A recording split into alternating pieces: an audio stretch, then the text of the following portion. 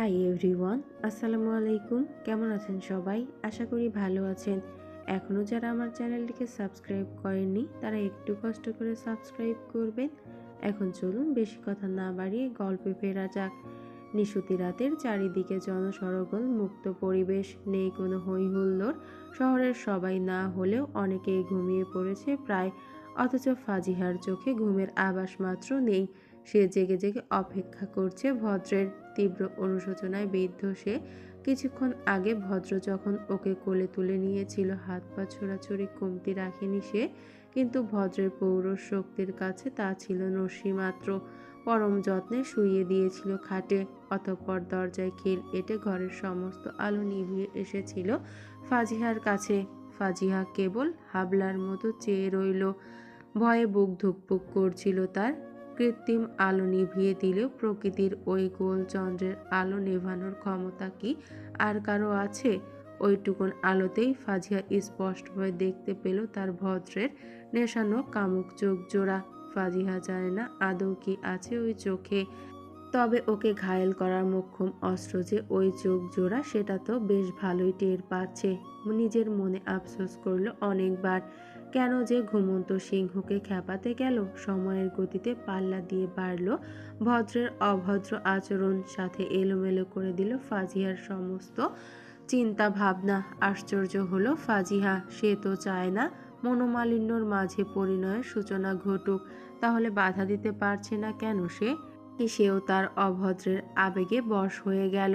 জানে না সে, নেই কোনো উত্তর তার কাছে আপাতত। সে শুধু আটকাতে চায় ভদ্রকে।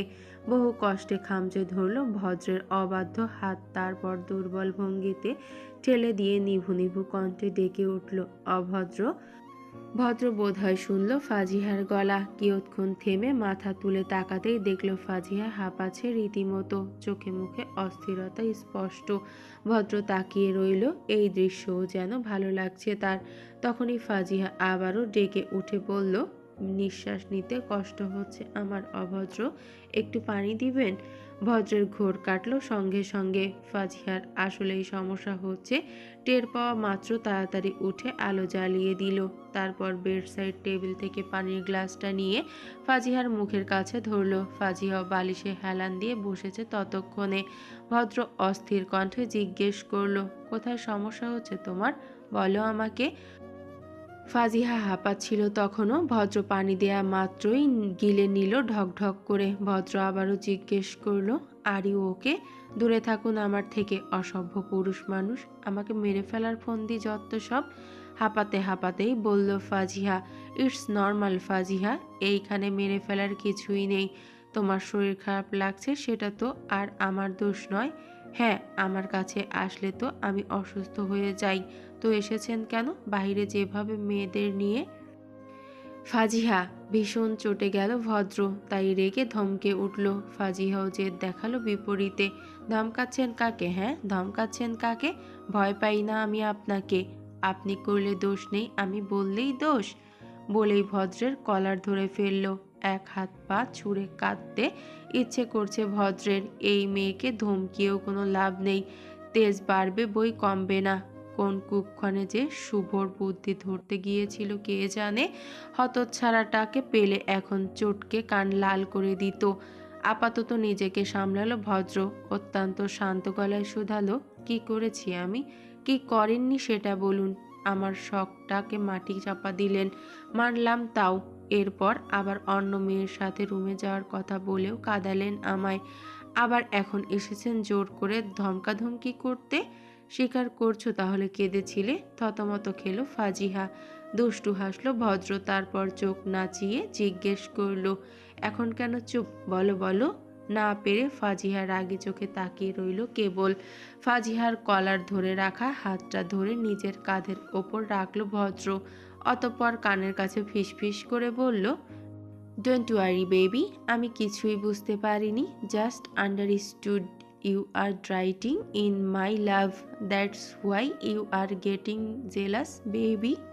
লজ্জা পেল ফাজিহা। ভদ্র কথাটা বলেই নিজের মুখটা সামনে এনে ফাজিহার দুগাল হাতের আজলায় পুড়ে আসলে একখানা চুমু খেলো তার কপালে। ফাজিহা যেন ইচ্ছে করেই চোখ বন্ধ অনুভব করলো তা। মৃদু হাসল ভদ্র, তারপর বেশ বুঝদারের মতো করে বলল, লিসেন মিসেস ফাজিহা চৌধুরী, আপনার হাজবেন্ড অতটাও খারাপ না যে এমন একটা পুতুল বউ রেখে অন্য মেয়ের কথা মাথায় আনবে। সেগুলো সবই শুভর প্ল্যান ছিল আমাদের কাছে আনার জন্য। আমি সত্যিই বাধা দিয়েছিলাম, বাট সে শোনেনি। I really have no problem, believe me. তুমি যত ইচ্ছে সময় নাও। আমিও চাই পরিণয়ের সূচনা দ্বিপাক্ষিকের মতো আর ভালোবাসা নিয়েই ঘটুক। বাট কিছুক্ষণ আগের জন্য সরি বলবো না, কজ সেজন্য তুমিই দায়ী। যদিও তেমন কিছুই করিনি, তাও আমি পুরুষ মানুষ, কন্ট্রোল হারাবো স্বাভাবিক। যেমন ধরো এখনো হারাচ্ছি, অথচ কিছুই করার নেই। চোখ টিপে শেষের কথাটা বলল ভদ্র। ফাজিয়া এতক্ষণ ধরে মনোযোগ দিয়েই শুনছিল ভদ্রের সকল কথা। মনে মনে বেশ সন্তুষ্ট হয়েছে সে। গলে গিয়েছে দ্বিগুণ পরিমাণে। এভাবে মানালে কেউ না মেনে পারে? এত সুন্দর ভাবনার মাঝে ভদ্রর শেষের কথাটা আবারও লজ্জায় ফেলল ফাজিহাকে। মেকি রাগের ভান করে চোখ গরম করে তাকালো সে। ভদ্র হাসলো ঠোঁট প্রশস্ত করে, তারপর উঠে ঘরের বাহিরে বেরুতে গেলেই ফাজিহা ডেকে উঠল, কোথায় যাচ্ছেন এখন? ভদ্র ফিরে তাকিয়ে দুষ্টু হেসে বলল, এই যে এখন বললাম আউট অফ কন্ট্রোল হচ্ছি বারবার, তাই আজকের জন্য আলাদা রুমে যাচ্ছি। চোখের সামনে জীবন্ত পুতুল থাকলে সামলানো যে দায় হয়ে পড়বে। অসুবিধা নেই, যখন মনে হবে কন্ট্রোললেস আমিটাকে চাই আবারও সেজে নিও। এমন করে কথা দিচ্ছি এক চুল ছাড়ও পাবে না তখন। ভদ্রের কথায় ফাজিহা ফের চোখ গরম করে তাকাতেই ভদ্র হেসে চলে গেল ঘরের বাইরে। ফাজিহা বিড় করে গালি দিল অভদ্র বলে। ভদ্র শুনল সেটা। জবাবস্বরূপ যেতে যেতে গুনগুন করে গাইল, অভদ্র হয়েছি আমি তোমারই প্রেমে। এসব ভাবতে ভাবতে কখন যে ঘুমের রাজ্যে পাড়ি জমিয়েছে ফাজিহা নিজেও জানে না। অথচ সে অপেক্ষা করছিল ভদ্রের জন্য। মনের কোথাও আশা ছিল যে তার অভদ্র আসবে আবারও, কিন্তু প্রকৃতির সাথে তাল মিলিয়ে সেও নীরব হয়ে গেছে একেবারে। তলিয়ে গেছে ঘুমের রাজ্যে। বেচারি জানতেও পারল না তার অভদ্র এসেছিল মাঝে একবার। গায়ের কাঁথাটা জড়িয়ে দিয়ে আলো নিভিয়ে গেছে সে। আজ ভদ্রের মনেও প্রশান্তির ঢেউ বইছে। সবকিছু খুব শীঘ্রই ঠিক হওয়ার আশা জেগেছে বোধ হয়। সকাল 7:30। ফাজিহা মনোযোগ দিয়ে রান্না করে চলেছে। আদিফা চৌধুরীকে অনেক বুঝিয়ে সকালে রান্নাঘরের দায়িত্বটা নিয়েছে সে। ভদ্রের সাথে তার খুনসুটিময় সংসার জীবন কেটে গেছে আরও 17টি দিন। দুজনের মাঝের সম্পর্কটা এখন আরও মজবুত হয়েছে। তবে দুজন এখন আর এক ঘরে থাকে না। ভদ্র বলে দিয়েছে যতদিন পর্যন্ত ফাজিহা নিজ থেকে ওকে চাইবে না, সে ফাজিহাকে ছুঁয়েও দেখবে না। তাই আলাদা ঘরে থাকে রাত হলেই। অথচ ফাজিহা যে মন থেকে ভীষণ করে চায় ভদ্রকে, সে খবর কি রেখেছে ভদ্র? হয়তো রেখেছে। এ যাবৎ ফাজিহা কয়েকবার চেষ্টা করেছে ভদ্রকে মনের কথা বলার জন্য, কিন্তু পেরে ওঠেনি। অনেক ভেবে শেষে আজ একটা উপায় বের করেছে সে। রান্না সেরে নাস্তাগুলো টেবিলে দিয়ে সবাইকে ডাকলো নিচে। তারপর আবার রান্নাঘরে গিয়ে ভদ্রের টিফিন গুছিয়ে নিল। সেগুলো প্যাক করার সময় বক্সের ভেতরে ছোট্ট একটা রঙিন কাগজে টুকরো ঢুকিয়ে দিল। ভীষণ নার্ভাস লাগছে তার। টিফিন বক্স হাতে বেরিয়ে আসতেই দেখলো সবাই নাস্তা করতে বসে গেছে। ফাজিহাকে দেখে ভদ্র তাকালো একবার, এরপর আবার খাওয়ায় ব্যস্ত হয়ে গেল। দেরি হয়ে যাচ্ছে তার। ফাজিহা এসে টিফিন বক্সটা তার পাশে রাখলো। মুশফিক চৌধুরী রুটি ছিঁড়তে ছিঁড়তে ফাজিহাকে ডেকে বলল, আম্মু তুমি আমার পাশে এসে বসো। ফাজিহা বাধ্য মেয়ের মতো মুশফিক চৌধুরীর পাশের চেয়ারে বসলো। আতিফা চৌধুরী খুশি ফাজিহার প্রতি মুশফিক চৌধুরীর স্নেহ দেখে। থাকবে নাই বা কেন, একটা মেয়ের জন্য কত মরিয়া ছিলেন মুশফিক চৌধুরী। কিন্তু দুর্ভাগ্যবশত ভদ্র হওয়ার পর আতিফা চৌধুরী আর মা হতে পারেনি কখনো। সেই অভাবটা পূরণ করে দিল ফাজিহা এসে। নাস্তার শেষে সবাইকে বিদায় জানিয়ে তাড়াহুড়ো করে বেরিয়ে গেল ভদ্রকে বিদায় জানিয়ে ফাজিহা ঘরে এসে রুবাইয়াকে কল দিল। আজ কলেজে যাবে না সে, সেটাই জানাবে ওকে। অনেকক্ষণ রিং হওয়ার পর ওপাশ থেকে রিসিভ হলো কলটা। বল। শোন, আমি না আজ কলেজে যাব না, ভালো লাগছে না। ওকে, আমারও ভালো লাগছে না, রাখি তাহলে। খট করে কলটা কেটে দিল রুবাইয়া। ফাজিয়া অবাক হয়ে চেয়ে রইল ফোনের দিকে। সে ইদানিং লক্ষ্য করেছে রুবাইয়ার এমন হাব ভাব, কেমন মনমরা হয়ে থাকে সারাদিন। কথা বলাও কমিয়ে দিয়েছে একদমই। যেই মেয়ের মুখ থেকে হাসি সরতো না, সেই মেয়ের মুখে হাসির ছিটে ফোটাও দেখা যায় না এখন। কি হয়েছে জিজ্ঞেস করলেও উত্তর করে না সে। ফাজিহা চিন্তায় পড়ে গেল এবার। ভদ্র আসলে তার সাথে আলোচনা করে রুবাইয়ার ব্যাপারটা ঠিক করে নিতে হবে। ফোনে সময় দেখে নিল একবার। দুপুর হতে আরো অনেক সময় বাকি। কেমন ঘুম ঘুম পাচ্ছে তার, তাই জানলার পর্দা নামিয়ে শুয়ে পড়ল সে। দুপুর পর্যন্ত ঘুমিয়ে নেওয়া যাক। ছোট্ট একটা চিরকুট, তাতে বড় বড় অক্ষরে লেখা, ভালোবাসি আপনাকে অভদ্র। ভদ্র চেয়েই রইল সেটার দিকে। টিফিন বক্সের ভেতরে চিরকুটটা পেয়েছে সে। অবশেষে ফাজিয়া স্বীকার করল কথাটা। আনমনেই বারবার হাসছে সে, আর সময় গুনছে অবিরাম। কখন ফিরবে বাড়িতে, কখন ফাজিহার ওই লাজুক মুখটা দেখবে সে। ফোন হাতে নিয়ে টেক্সট করলো ফাজিহার ইনবক্সে, অপেক্ষা করুন মিসেস, আপনার অভদ্র আজ সত্যিকারের অভদ্রর সাথে পরিচয় করাবে আপনাকে। তৈরি থাকবেন, তাড়াতাড়ি ফিরবো আজ।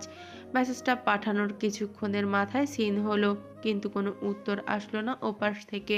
ভদ্র আশাও করছিল এমন কিছুই হবে। হয়তো ফোনের ওপাশে ফাজিহার লজ্জায় লাল হয়ে যাচ্ছে এতক্ষণে। হঠাৎ ভদ্রের মাথায় একটা কথা হোঁচট খেলো। ভদ্র ভাবল সে কিছুক্ষণ, তারপর একটু হেসে শুভর নাম্বারে কল দিল। অফিসে আসেনি সে আজ। শুভর সাথে কথা বলা শেষে রুবাইয়ার নাম্বারেও কল দিল। দুজনকে কোথাও একটা আসতে বলল, তারপর নিজেও ছুটি নিয়ে নিল অফিস থেকে। বেরিয়ে পড়ল কোনো গুরুত্বপূর্ণ কাজে। ধীরে ধীরে সন্ধ্যা ঘনিয়ে এসেছে চারিদিকে। বলতে গেলে চারদিক আধারে ছেয়ে গেছে। ফাজিহা নামাজ পড়ে নিচে বসে গল্প করছিল মুশফিক চৌধুরী আর আতিফা চৌধুরীর সাথে। মাঝে মাঝে দরজার দিকে তাকাচ্ছে। ভদ্র আজ তাড়াতাড়ি ফিরবে বলেছে, তাই। কিছুক্ষণ পরেই কলিং বেলের শব্দ পাওয়া গেল। ভদ্র এসেছে ভেবে ফাজিহা নিজে গেল দরজা খুলতে, কিন্তু দরজা খুলতেই হতাশ হলো সে। দরজার বাইরে শুভ দাঁড়িয়ে আছে, কেমন বিধ্বস্ত দেখাচ্ছে তাকে। ফাজিহা উদ্বিগ্ন হয়ে জিজ্ঞেস করলো, কি হয়েছে শুভ ভাই, এমন দেখাচ্ছ কেন আপনাকে? আপনার বন্ধু কোথায়? বলবো ভাবি, আপনাকে যেতে হবে আমার সাথে। শুভ হাঁপিয়ে হাঁপিয়ে বলা কথাটা ফাজিহার বুকে ধক করে উঠল। যেতে হবে মানে? তার অভদ্র ঠিক আছে তো? কাপা গলায় জিজ্ঞেস করলো, আপনার বন্ধু ঠিক আছে তো? সব প্রশ্নের উত্তর পেয়ে যাবেন আপনি, আগে চলুন আমার সাথে। কিন্তু আব্বু আম্মু, ওনাদের বলা যাবে না। আমি কিছু একটা বুঝিয়ে বলছি, আপনি গিয়ে তৈরি হয়ে আসুন। বলা যাবে না মানে? কি হয়েছে প্লিজ বলুন আমাকে। বলতে গেলে অনেক দেরি হয়ে যাবে ভাবি। আপনি কি চান সেটা? ফাজিহার বিশ্বাস হলো কিনা বোঝা যাচ্ছে না। সে চোখ মুছে কতগুলো প্রশ্ন একসাথে ছুঁড়ে মারল।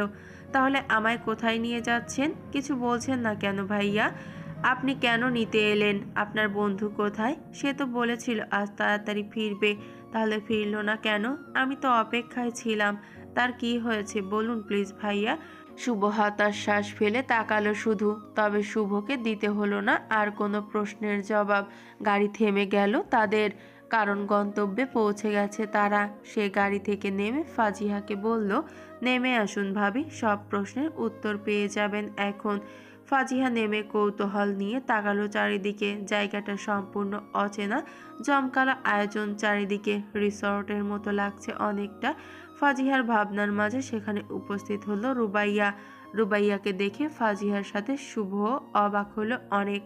এই কয়েকদিনে কি হাল করেছে মেয়েটা নিজের শরীরে। বুকের মাঝে চিনচিনে ব্যথা অনুভব হলো তার, তবে কিছুই বলল না মুখে। রুবাইয়া নিজেই চেয়ে নিয়েছে এই দূরত্ব। শুভ না হয় তার চাওয়াটাই পূরণ করলো। শুভর মতো রুবাইয়ারও একই চাহনি। খুঁটিয়ে খুঁটিয়ে দেখছে সে শুভকে, শুভর পরিবর্তনটাকে। হঠাৎ করেই কেমন অপরাধ বোধ পুড়ে উঠল বুকের ভেতরে। ছোট্ট গলায় ফাজিহাকে বলল, আয় আমার সাথে। তোমরা সবাই আমাকে কোথায় যাওয়ার কথা বলছিলে বারবার, আর তুই এখানে কেন? দেখতে পাবি সেটা। বলেই রুবাইয়া ফাজিহার হাত টেনে ভেতরে একটা ঘরে নিয়ে গেল। জোর করে একটা লাল জামদানি পরিয়ে ঠিক বইয়ের মতো করে সাজালো। যদিও ফাজিহা শান্তিতে কিছুই করতে দিচ্ছিল না। উপায় না পেয়ে রুবাইয়া শেষে ভদ্রের অপেক্ষা করছে বলায় শান্ত হলো সে কিছুটা। তবে প্রশ্ন করা থামালো না। রুবাইয়া ফাজিহার কথায় পাত্তা না দিয়ে চুপচাপ সাজালো ওকে। সাজানো শেষে ফাজিহাকে নিয়ে রিসোর্টের গ্রাউন্ডে এলো রুবাইয়া। সেখানে সাজানো একটা সোফায় নিয়ে গিয়ে বসিয়ে দিল ওকে। ফাজিয়া অবাক হয়ে চারদিকে দেখতেই ভদ্রকে দেখতে পেল। ভদ্রকে সুস্থ দেখে ফাজিহার প্রাণ ফিরে পেল যেন। তাকিয়ে দেখলো ভদ্র পরনে শুভ্র পাঞ্জাবি, মারাত্মক লাগছে তাকে। ফাজিহা তো চোখের পলক ফেলতেও ভুলে গেল বোধহয়। ফাজিহাকে দেখে হেসে এগিয়ে এলো সেদিকে। ফাজিহার পাশে বসে ওর হাত মুঠোয় পুরে মুচকি হেসে বলল, মাশাল্লাহ, ভদ্রের নববধূকে দেখলে পরীরও বোধহয় হিংসে জাগবে মনে। নববধূ মানে? আর এখানে হচ্ছেটা কি? আমাকে এখানে কেন নিয়ে এলেন? সাজালো কেন আমায়? কুল বেবি কুল, আমি বলছি সব। এত প্রশ্ন করতে হবে কেন? ফাজিহা লজ্জা পেল ভদ্রের এখনো সম্বোধনে। একটু স্থির হয়ে বলল, হ্যাঁ বলুন। আগে আরেকবার বলো কথাটা, তোমার মুখ থেকে শুনতে চাইছি আমি সেটা। কি কথা? যেটা চিরকুটে পেলাম সেটা। ফাজিহা লজ্জায় মাথা নুইয়ে নিল। চুপচাপ মুখভঙ্গি শক্ত করে বসে রইল। ভদ্র হাসলো তা দেখে। না বললে আমিও বলবো না কিন্তু। ফাজিহা অসহায় চোখে তাকালো ভদ্রের দিকে। ভদ্র মাথা নাড়িয়ে বোঝালো তাকিয়ে লাভ হবে না। ফাজিহা উপায় না পেয়ে মাথা নিচু করে মিনমিন করে বলল, ভালোবাসি আপনাকে অভদ্র, প্রচণ্ড ভালোবাসি। ভদ্রের হৃদস্পন্দন থেমে গেল কিছুক্ষণের জন্য। গলা দিয়ে কেবল একটাই উত্তর এলো তার, আমিও প্রচণ্ড ভালোবাসে ফেলেছি তোমায় মিসেস ফাজিল। প্রথমের কথায় ফাজিহা লজ্জা পেল। পরক্ষণেই সে চোখ গরম করে তাকালো ভদ্রের দিকে। ভদ্র চোখ ছোট করে বলল, আমি বললেই দোষ হয়? ওকে ফাইন, বলবো না। তারপর শুভকে ডাকলো সে। রুবাইয়াও একই পাশে দাঁড়িয়ে দেখছিল ভদ্র ফাজিহাকে। তাকেও ডাকলো ভদ্র। ভদ্র শুভকে কিছু ইশারা করতেই শুভ কোথাও একটা চলে গেল সেখান থেকে। মিনিট খানেকের মাথায় আবার ফিরে এলো একজন বৃদ্ধ কাজীকে নিয়ে। ফাজিহা অবাক হয়ে দেখছে শুধু। অপরিচিত কিছু মুখও লক্ষ্য করেছে সে। বোধহয় ভদ্রের পরিচিত কেউ হবে হয়তো। বৃদ্ধ কাজী এসে ফাজিহাদের পাশে সোফায় বসতেই ফাজিহা বলে উঠল, উনি কে? উনি হলেন কাজী যিনি আমাদের বিয়ে পড়াবেন। বিয়ে পড়াবেন মানে? আমরা তো বিবাহিত। বিবাহিত হলে কি আর বিয়ে করা যায় না? কি সব বলছেন আপনি? আগে যেই বিয়েটা হয়েছিল সেটা তোমার ইচ্ছের বিরুদ্ধে, আর এখন যেই বিয়েটা হবে সেটা তোমার ইচ্ছেতে, আর দুজন দুজনকে ভালোবেসে। এক প্রকার লাভ ম্যারেজ। একবার বিয়ে হয়ে গেলেই যে আর লাভ ম্যারেজ হয় না সেটাকে বলেছে। এসবের দরকার ছিল না। অবশ্যই ছিল। আফটারঅল আমার বইয়ের সবচেয়ে বড় শখ ছিল বলে কথা। বিয়ের পরে হলেও পূরণ করার দায়িত্ব তো আমারই, তাই না? ফাজিহা মুচকি হেসে ভদ্রের হাতের ওপর নিজের হাতটা রাখলো। চোখ চিকচিক করছে তার। আজ সে সবচেয়ে খুশি। যখনই হোক তার স্বপ্নটা অবশেষে পূরণ হচ্ছে। সেও আজ ভালোবেসে লাভ ম্যারেজ করেছে। ফাজিহা মুচকি হেসে ভদ্রের হাতের ওপর নিজের হাতটা রাখলো। চোখ চিকচিক করছে তার। আজ সে সবচেয়ে খুশি। যখনই হোক তার স্বপ্নটা অবশেষে পূরণ হচ্ছে। সেও আজকে ভালোবেসে লাভ ম্যারেজ করেছে। হোক না সেটা দ্বিতীয়। ভালোবেসে তো। কাজী বিয়ে পড়ানো শুরু করলেন। কবুল বলতে বললে দুজনেই অনায়াসে কবুল বলে দিল। দ্বিতীয়বার তবে প্রথমবারের মতো ভালোবেসে বিয়ে করলো দুজনে। বিয়ে শেষ হতেই শুভ তাড়া দিয়ে বলল, বিয়ে তো শেষ, আমার দায়িত্বও শেষ। তবে আসি এখন আমি। কে বলেছে কাজ শেষ? কাজী সাহেব, আপনি দ্বিতীয় কাজটা শুরু করুন। ভদ্রের কথায় কাজী খসখসে আওয়াজে কিছু লিখতে শুরু করলো। রুবাইয়া বিষণ্ণ মনে নীরব দর্শক হয়ে দেখছে সবকিছু। শুভ ভ্রু কুঁচকে বলল, আবার কি কাজ? ফাজিহাও জিজ্ঞেস করলো। হ্যাঁ সেটাই তো, আবার কি কাজ? ভদ্র গম্ভীর হয়ে গেল সাথে সাথেই। শক্ত গলায় বলল, আমাকে ভালোবাসা ভাঙার দায় চাপিয়ে পালাতে তো কাউকে দেব না আমি। তাই আজকে এখানে আরো একটা বিয়ে হবে। মানে এখানে শুভ আর রুবাইয়ার ও বিয়ে হবে এখন। এতক্ষণে রুবাইয়ার ধ্যান এদিকে পড়ল। কথাটা শোনা মাত্র সে আঁতকে উঠল। শুভ তাকালো রুবাইয়ার দিকে। চোখে মুখে স্পষ্ট রাগ। রুবাইয়া রেগে কিছু বলার আগেই শুভ বলে উঠল, এসব কি ধরনের মজা ভদ্র?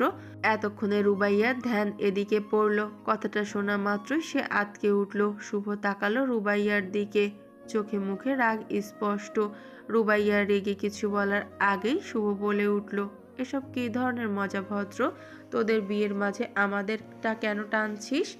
হ্যাঁ ঠিকই তো, আপনি ওদের কেন টানছেন? আর তাছাড়া ওদের মাঝে ভালোবাসা হলো কখন যে ভাঙবে? তাল মিলালো ফাজিহা। ভালোবাসা না, শুধু প্রেম ও করে বসে আছে আমাদের আগেই। কথাটা বলে ভদ্র উঠে শুভর বাহুতে কিল বসিয়ে বলল, এখনো চুপ করে থাকবি? কি ভেবেছিস কিছু বুঝি না আমি? সেদিন রেস্টুরেন্টের ঘটনার পর থেকেই লক্ষ্য করছি তোকে এমন মনমরা হয়ে থাকতে। পরে রেস্টুরেন্টে ওয়েটারের কাছে জিজ্ঞেস করে জানলাম সেদিনের প্ল্যানের কারণে রুবাইয়া রাগ করে চলে গিয়েছিল। তখনই বুঝেছিলাম ব্যাপারটা। এখন দায়টা কি আমার ঘাড়ে পড়ল না? শুভ চুপ করে রইল। ফাজিয়া অবাক হয়ে তাকালো রুবাইয়ার দিকে। রুবাইয়া মাথা নিচু করে আছে। ফাজিয়া উঠে রুবাইয়ার সামনে দাঁড়িয়ে জিজ্ঞেস করলো, এসব কি সত্যি রুবু? প্লিজ আমার থেকে কিছু লুকাস না আর। রুবাইয়া মাথা নিচু করে রইল। তবুও ফাজিহা পেয়ে গেছে তার উত্তর। সে আবারও প্রশ্ন করল রুবাইয়াকে, কেন লুকালি আমার থেকে? এই কয়েকদিনে বারবার জিজ্ঞেস করেছিলাম আমি, তাও বলিসনি। এটাই তাহলে তোর বন্ধুত্ব? রুবাইয়া মাথা তুলে ফেলল। ফাজিহাকে বোঝানোর চেষ্টা করলো, তেমন কিছু না, বিশ্বাস কর, আমি বুঝিয়ে বলছি তোকে। চুপ, একদম চুপ। আর একটা কথাও শুনতে চাই না আমি। এখন আমি যেটা বলবো সেটাই করবি তুই। কি করতে বলছিস তুই? তুই এক্ষুনি শুভ ভাইকে বিয়ে করবি। ভদ্রের সাথে আমিও একমত, কিন্তু আমাদের মাঝে এখন কিছু নেই। আছে কি নেই সেটা তো বেশ বুঝতে পেরেছি আমি। এখন বিয়েটা তোকে করতেই হবে। ভাইয়া আমাকে মেরে ফেলবে জানলে। ভদ্র এবার চুপ না থেকে বলে উঠল, ভদ্র চৌধুরী এত কাছাকাছ করে না শালিকা। কথা বলেই ভদ্র ফোন বের করে কাউকে কল দিতেই একজন ব্যক্তি উপস্থিত হলো সেখানে। রুবাইয়া ভয়ে জমে গেল চোখের সামনে তার ভাইকে দেখে। অ্যাক্সিডেন্টে মা বাবা মারা যাওয়ার পর পৃথিবীতে আপন বলতে তার ভাই ভাবি আছে শুধু। রুবাইয়া বড় ভাইয়া রুবাব এসেই হাত মিলালো ভদ্রের সাথে। ভদ্র শুভর সাথে পরিচয় করিয়ে দিল রুবাবের। শুভ আর রুবাইয়া অবাক হয়ে দেখছে সব। রুবাব রুবাইয়ার কাছে এসে মাথায় হাত রেখে বলে উঠল, আমার সম্মতি নিয়েই ভদ্র সিদ্ধান্ত না নিয়েছে রুবু। আমিও আর সহ্য করতে পারছিলাম না মনমরা থাকাটা। সব খোঁজ নিয়ে দেখেছি আমি। শুভ ভালো রাখবে তোকে, অনুমতি দিলাম, করে নে বিয়েটা। রুবাইয়া হতবিহ্বল হয়ে চেয়ে রইল ভাইয়ের দিকে। এত সহজে সব কিছু হয়ে গেল। শুভর অবস্থাও এক। ফাজিয়া হেসে বলে উঠল, তাহলে তো আর কথাই নেই। আর কি অজুহাত দিবি রুবু? বিয়েটা তো তোকে করতেই হবে। তারপর কানে কানে বলল, আরে রাগ অভিমান সব বিয়ের পর পুষিয়ে নিস। আগে বিয়েটা করে নে, তখন না হয় দেখা যাবে বাকিটা। রুবাইয়া ছল ছল নয়নে তাকালো শুভর দিকে। শুভ বুঝলো সেই দৃষ্টির মানে। বিয়ে পড়ানো শুরু হওয়ার আগে সে বলে উঠল, আমি রুবাইয়ার সাথে একটু আলাদা করে কথা বলতে চাই বিয়ের আগে। সবাই সম্মতি দিল তাতে। দুজনকে আলাদা করে এক পাশে পাঠানো হলো। রুবাইয়া কোনো কথা না বলে চুপচাপ মাটির দিকে তাকিয়ে রইল। চোখ দিয়ে টপ টপ করে পানি ঝরছে তার। হঠাৎ গালে কারো স্পর্শ পেয়ে চমকে তাকালো সে। শুভ আলতো করে মুছিয়ে দিল রুবাইয়ার চোখের পানি। তারপর কণ্ঠ খাদে নামিয়ে বলল, I am sorry Rubaiya, I am sorry for everything. বিশ্বাস করো, ওই সব কিছু জাস্ট ভদ্রের মাঝে সব কিছু ঠিক করার জন্য করেছিলাম আমি, যেন ফাজিহা ওকে নিজ থেকে ভালোবাসার কথা জানায়। আমার মাইন্ড সত্যি এমন না। এবার মাফ করে দাও না আমায় প্লিজ। আর সহ্য হচ্ছে না এই দূরত্ব আমার। তুমি না চাইলে বিয়েটা এখন হবে না, তাও কথা বলো আমার সাথে প্লিজ। কে বলেছে বিয়ে করব না? করব আমি বিয়েটা। হঠাৎ করে শুভর বুকে হামলে পড়ে কথাটা বলল রুবাইয়া। কান্নার কারণে কিছুটা অস্পষ্ট শোনাচ্ছে তার কথা, তবে শুভ স্পষ্ট বুঝতে পারছে কথাগুলো। কাঁদতে কাঁদতে অসংখ্য কিল ঘুষি বসিয়ে দিল রুবাইয়া। হেঁচকি তুলতে তুলতে বলল, আপনি খুব খারাপ শুভ, খুব খারাপ। আমার রাগের মাথায় বলা কথা ধরে দূরে সরিয়ে রেখেছেন আমায়। মেয়েরা তো পারে না নিজেকে প্রকাশ করতে, জানেন না আপনি সেটা? তাহলে কেন বুঝলেন না আপনি আমাকে? শুভর মুখ জুড়ে প্রশান্তির হাসি। রুবাইয়ার কিল ঘুষি যেন ওর বুকে জমে থাকা পাথর সরিয়ে দিচ্ছে। দুষ্টু হেসে বলে উঠল, I am again sorry, but এখন ছাড়ুন আমায়। বিয়েটা হয়নি এখনো। কেউ দেখলে খারাপ ভাববে আবার। বাকি হিসেব না হয় বিয়ের পরে মিটিয়ে নিবেন। রুবাইয়া লজ্জা পেয়ে সরে দাঁড়ালো, তারপর শুভর দিকে না তাকিয়ে বিয়ের জায়গায় চলে গেল। শুভ মুচকি হেসে পা বাড়ালো সেদিকে। দুজন উপস্থিত হতেই বিয়ে পড়ানো শুরু হলো। ফাজিহা মন দিয়ে বিয়ে দেখছিল, তখনই ভদ্র কানের কাছে ফিস ফিস করে বলে উঠল, ম্যাডাম যত ইচ্ছে বিয়ে দেখে নিন, একটু পর কিন্তু অভদ্রের অভদ্রতামও দেখতে হবে। ফাজিহা লজ্জায় জমে গেল, ভদ্রের দিকে তাকিয়ে চোখ গরম করে বলল, চুপ থাকুন অসভ্য লোক, না হলে কোনো সুযোগ মিলবে না কিন্তু। না মিললেও করে নিব আমি। অভদ্র কোথাকার, হব একটু অভদ্র। চুপ চুপ করিয়ে লাভ নেই, ফার্স্ট নাইট সো নো ছাড়াছাড়ি।